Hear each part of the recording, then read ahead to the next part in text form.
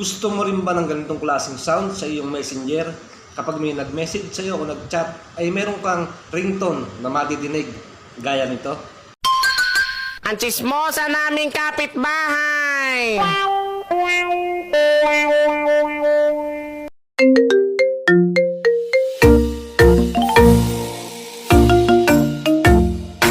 So for today's video nga guys, ay tuturuan ko kayo kung paano tayo magko-customize ng ating ringtone sa ating messenger. So ganito lang po ang gagawin natin. Panoorin niyo po yung ating tutorial para malagyan po natin ng customized na sounds ang ating messenger. So pumunta po kayo sa inyong TikTok o kaya yung mga video na i-download nyo na gusto nyong gawing sounds sa inyong messenger. So dito nga po guys ay pumunta po tayo ng ating TikTok at namili po tayo ng ating mga videos na gustong gawing ringtone sa ating messenger. So dito nga ay nagda-download na po tayo ng mga pinipili nating mga video para gawing ringtone sa ating notification sa ating messenger. So kapag may nag-chat po sa inyo, so yun po yung madidinig yung sounds bago nyo buksan yung inyong messenger. So dito po ay pumili po tayo ng mga video. At pagkatapos nyo po makapili ay pwede nyo po siyang gamitin agad sa inyong messenger or i-edit po natin ito sa ating editor apps. So dito po ay pumunta tayo sa ating editor apps para i-customize po natin yung ating notification ringtone sa ating messenger. So ito po yung napili nating video, ay i-edit ko po muna to para mas maganda po yung kalabasan ng ating sound sa ating messenger. So pagkatapos po niyan ay pumunta po kayo sa inyong mga video to audio downloader. So ito po yung mga video to audio converter na kino-convert po ito bilang MP3.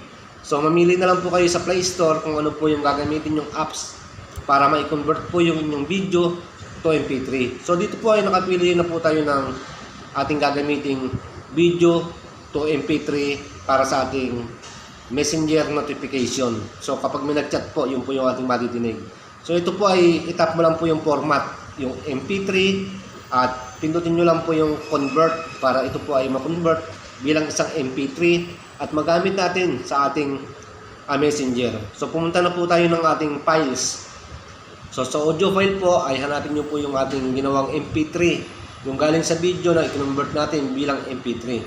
So pagkatapos nyo pong makita ay ilong press nyo lang po yung inyong napiling sounds para gamitin sa ating mga messenger notification.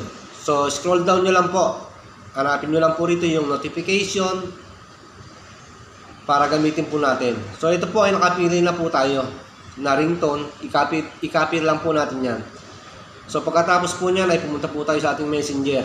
So yung tatlong dots po sa gilid na yon, pindutin lang po natin at itap po lang natin yung setting.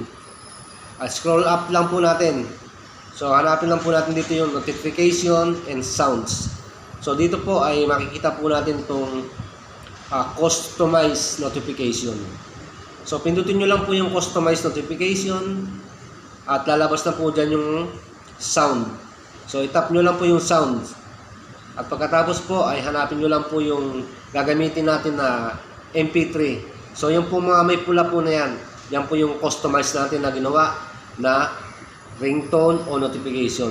So ayan po, napindot na po natin at napili yung ating gagamiting notification sound sa ating mga messenger. Para kung sino po yung mag-chat, yan po yung madidinig nating notification. So try nyo na po at huwag na po tayo magpahuli sa uso ngayon. Yan po ang mga uso ngayon sa messenger. So ito nga po ay napindot na po natin itong ating ringtone.